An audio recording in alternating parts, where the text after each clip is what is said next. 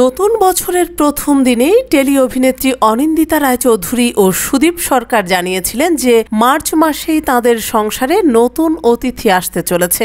আর সোমবার সপ্তাহের প্রথম দিনেই অনিন্দিতা ও সুদীপ জানালেন তাদের ঘরে রানী এলো। ফুটফুটে কন্যার মা হলেন অনিন্দিতা।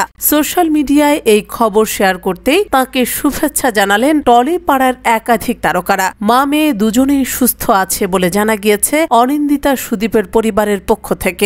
মেয়ের জন্মের খবর ভাগ করলেন অনিন্দিতা একটি ফটো কার্ড শেয়ার করে। সেখানে একটা ছোট্ট বাচ্চার হার্ট, সঙ্গে একটা হার্ট ইমোজি আর লেখা ৩ মার্চ ২০২৫। সুদীপ ও অনিন্দিতা। সেখানে আরও লেখা রানী এসেছে তাদের ঘরে। প্রেগন্যান্সি নিয়েই বহাল তবিয়তে শুটিং এর কাজ করে গিয়েছেন অনিন্দিতা। তেঁতুল পাতা সিরিয়ালের সেটে তাকে স্বাদ খাওয়ান সিরিয়ালের অন্যান্য কলাকুশলীরা। এরপরই বিশ্রামে চলে যান অভিনেত্রী।